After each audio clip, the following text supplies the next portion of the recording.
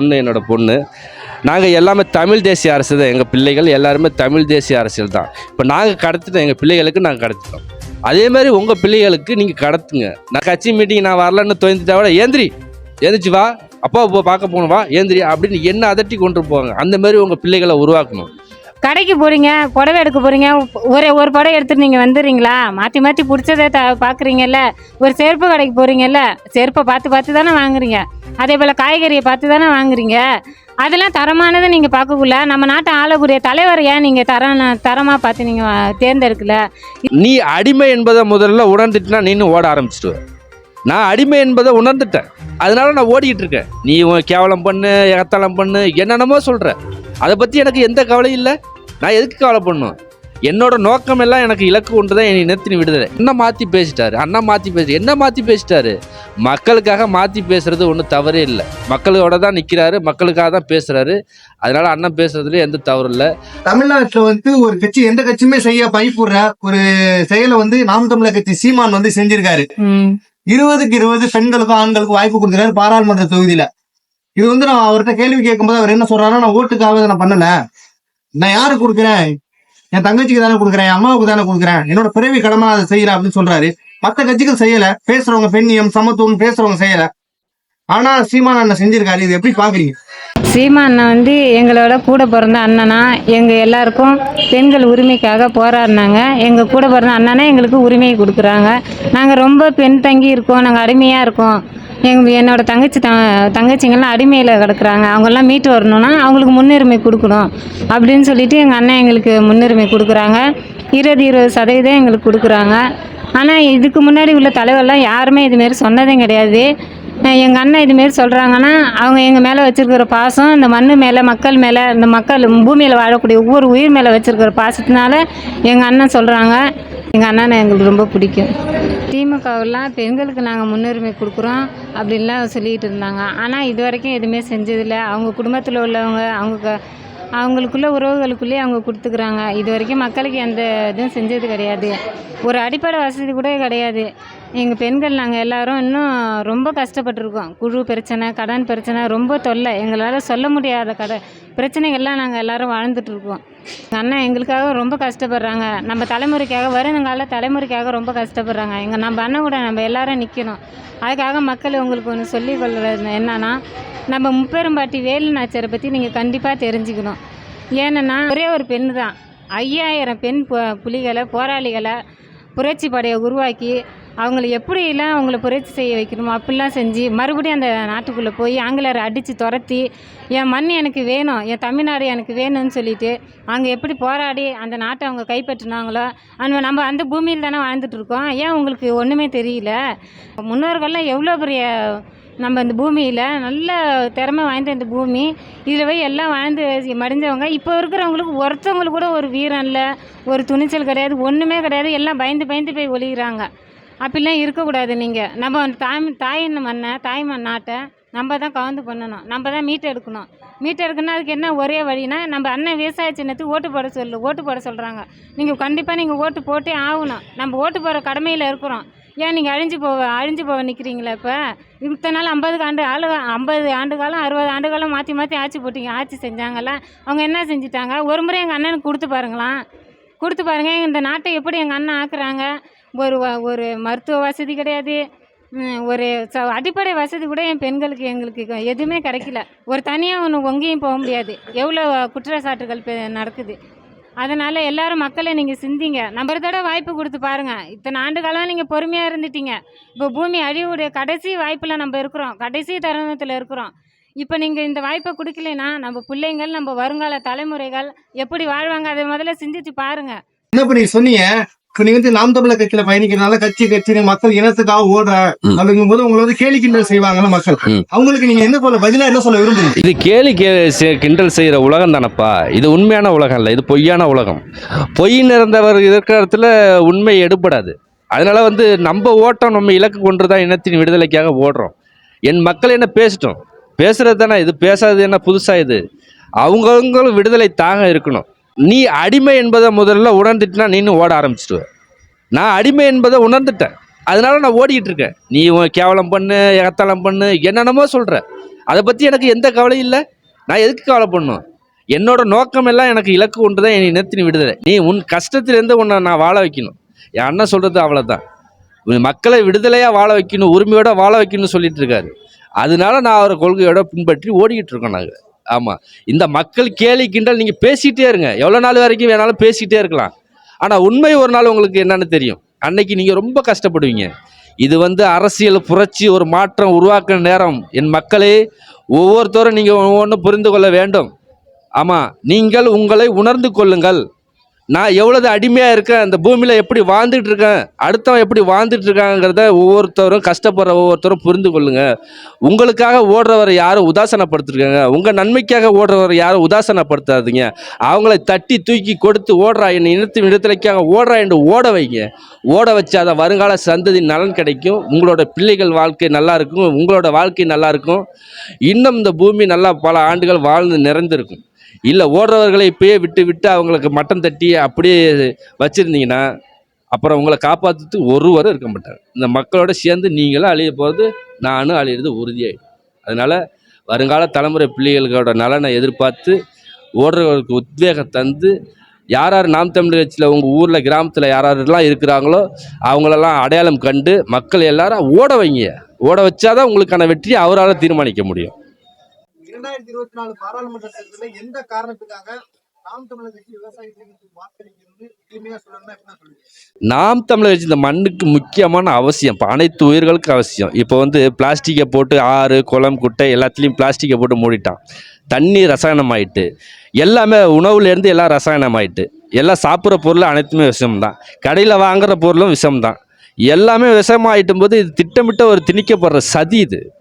ஆமாம், இவர்களுக்கு நான் ஏன் வாக்களிக்கணும்? எனக்கு என்ன செஞ்சுட்டாங்க, என்ன வாழ வச்சுட்டாங்க? என்ன ஒரு வாழ்க்கை இல்லை. ஒரு நாளைக்கு ஒவ்வொரு மனிதனும் 5 கிராம் பிளாஸ்டிக் சாப்பிட்றாமா. 5 கிராம் பிளாஸ்டிக்னா நம்ம போடுற ஆற்றுல போடுற குப்பை, குளத்தில் கொட்டுற குப்பை, வாய்க்காலில் கொட்டுற குப்பையெல்லாம் ஒன்றோட உரசி அது கடலில் போய் சேர்ந்து அங்கே உப்பில் கலந்து அது ரசாயனம், நம்ம உப்பை தயாரிக்கும் போது அது நுண்ணுயிராக வந்துடுது நமக்கு. அப்போ 5 கிராம் பிளாஸ்டிக் சாப்பிட்றேன்னா அப்போ ஒவ்வொரு மனிதனும் நோயை உருவாக்குறதுக்கு முதல்ல எங்கே இருக்குதுன்னு பார்த்துங்க. இவங்க இந்த திராவிட கட்சிகள், இந்த ஆரிய கட்சிகள் எங்கள் தமிழ் மண்ணுக்கு தேவையே இல்லை. இவங்க என் நாட்டுக்கு எதுக்கு தேவைன்னு அவங்களே சொல்லுங்க. நாங்கள் ஓட்டு போடுறோம், இவங்க எங்களுக்கு தேவையில்லை, என் மக்களுக்கு தேவையில்லை. இன்னும் இவங்களை ஓட்டு போட்டு வர வச்சோம்னா இன்னும் நம்மளை பரதேசியாக பிச்சைக்காரன் ஆக்கிட்டு இவன் ஓடிடுவான் நாட்டை விட்டு. இவன் எங்கே ஓடுறானே தெரியாது.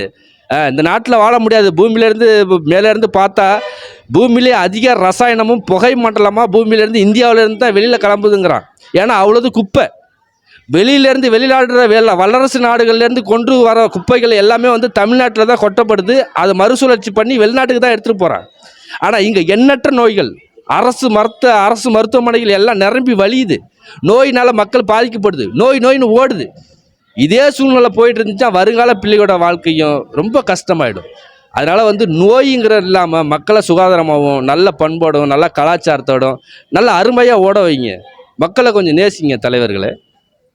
அக்கா, நீங்க வீட்டுக்குள்ளே இருக்கிற பெண்கள் கருத்து சொல்லி பயப்படுறாங்கல்ல, போராட்ட காலத்துக்கு பெண்கள் வர்றது ரொம்ப கடினமா இருக்குல்ல, அது மாதிரி பெண்களுக்கு நீங்க என்ன சொல்ல நினைக்கிறீங்க? நீங்க எப்படி ஒரு குடும்பமா இணைந்து ஒரு இனத்தின் விடுதலைக்காக போராடுறீங்க? அதே மாதிரி சீமான் தம்பிகளும் அவருடைய மனைவிகளை களத்துக்கு கொண்டு வரணுமா வேணாமா?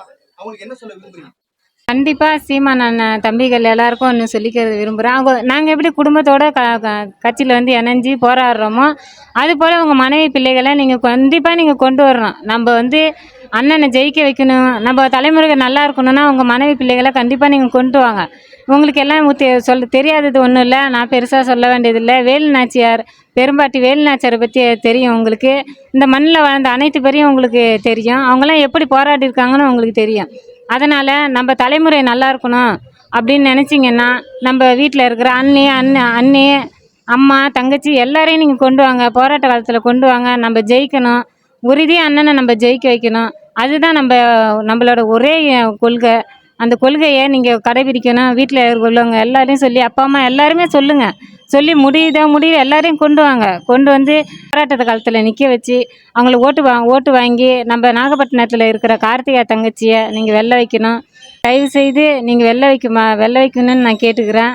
ஏன்னா இந்த இந்த கடைசி நம்ம இந்த பூமியில் வாழ்றது இது கடைசி இதாக நம்மளுக்கு தெரியுது. ரசாயன கழிவுகள்லாம் நிறையா இருக்குது. அது ரொம்ப வருஷமாக ஆயிடுச்சு. இப்போ வெடிக்கிற சூழ்நிலையில் இருக்குது.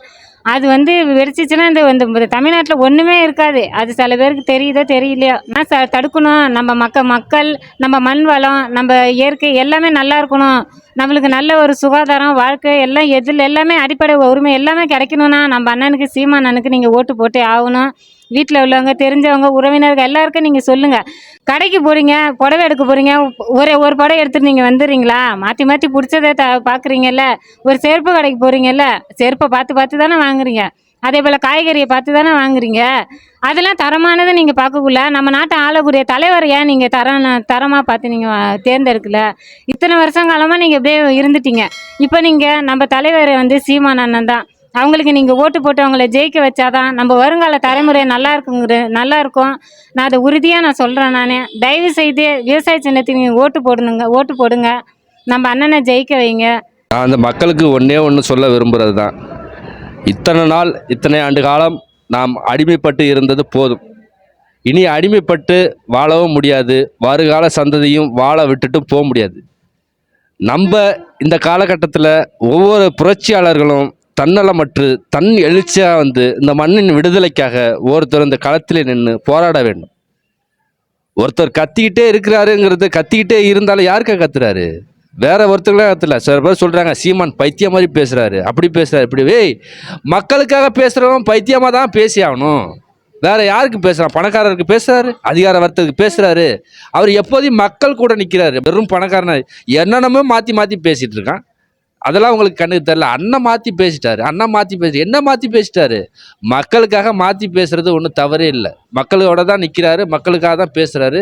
அதனால் அண்ணன் பேசுறதுலேயே எந்த தவறும் இல்லை.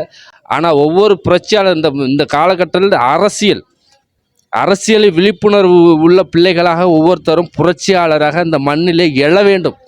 ஒவ்வொருத்தராக சுபாஷ் சந்திர போஸாக, கக்கனாக, காமராஜராக, தீரன் சின்னமலையாக, இரட்டைமலை சீனிவாசனாக, அயோத்திதாசர் பண்டிதராக ஒவ்வொரு புரட்சியாளரும் இந்த மண்ணிலே எழுந்தாதான் நமக்கான விடுதலையும் வெற்றியும் பெற முடியும்.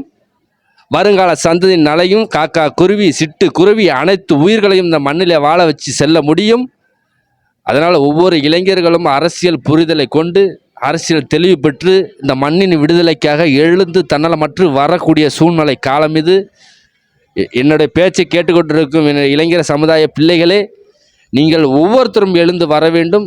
உங்களுக்கான அதிகாரத்தையும் உரிமையும் பெற்று நீங்கள் இந்த மண்ணிலே யாருக்கும் அடிமையாக இல்லாமல் எழுச்சியோடும் உரிமையோடு வாழ வேண்டும் என்பதே அண்ணனின் ஆக சிறந்த சிந்தனை.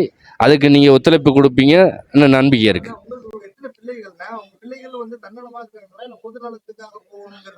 இல்லை, எனக்கு 2 பையன் ஒரு பொண்ணு. பெரியவர் 10வது படிச்சுட்டு அவர் சின்ன ஒரு தொழில் பயிற்சி எடுத்துகிட்டு இருக்காரு. அடுத்தது பொண்ணு 12வது படிக்கிறாங்க. அடுத்து இன்னொரு பையன் ஒரு 10வது படிக்கிறான். இப்போ நாங்கள் எப்படி குடும்பத்தில் அரசியலில் நாங்கள் இருக்கிறோமோ அதே மாதிரி என்னோடய பிள்ளைகளும் எல்லாருமே அரசியலில் எங்களோட சேர்ந்து பயணிக்கிறாங்க. இதை அரசியலில் இது என்னோடய பொண்ணு. நாங்கள் எல்லாமே தமிழ் தேசிய அரசு தான். எங்கள் பிள்ளைகள் எல்லாருமே தமிழ் தேசிய அரசியல் தான். இப்போ நாங்கள் கடத்திட்டோம், எங்கள் பிள்ளைகளுக்கு நாங்கள் கடத்திட்டோம். அதே மாதிரி உங்கள் பிள்ளைகளுக்கு நீங்கள் கடத்துங்க. நல்ல அறிவை ஊட்டுங்க, நல்ல பண்பாட்டை கொடுங்க, நல்ல கலாச்சாரத்தை கொடுங்க. எந்நேரமும் அவங்கள ஊக்கத்தோடையே வச்சுருங்க. அப்போ தான் உங்களுக்கான விடுதலையை பெற முடியும். உங்கள் பிள்ளைகளை நீங்கள் சேர்க்கணும். உங்கள் பிள்ளைகளை மட்டும் சேர்க்கக்கூடாது. உங்கள் குடும்பத்தில் யாராக இருக்கிறேன் அவங்களாம் தமிழ் தேசிய அரசியலில் கொண்டு வரும். நாம் தமிழர் கட்சியில் கொண்டு வந்தால் தான் அந்த மக்களுக்கான விடுதலையை நம்ம பெற முடியும். இல்லைன்னா பெறவே முடியாது. இப்போ என் பிள்ளைகள்கிட்ட நாங்கள் சொல்லிட்டோம். நாங்கள் கேட்குறத விட என் பிள்ளைங்களை இப்போ வீரியமாக இருப்பாங்க. ஒவ்வொன்றும் பேசுவாங்க, ஒன்று சொல்லுவாங்க. நான் கட்சி மீட்டிங் நான் வரலன்னு தொய்ந்துட்டா விட ஏந்திரிச்சு வா, அப்பா இப்போ பார்க்க போகணும், வா ஏந்திரி அப்படின்னு என்ன அதட்டி கொண்டு போவாங்க. அந்த மாதிரி உங்கள் பிள்ளைகளை உருவாக்கணும். அப்படி உருவாக்குனா தான் அந்த பிள்ளைகளுக்கான வளர்ச்சியும் நல்ல உரிமையும் கிடைக்கும். நன்றி.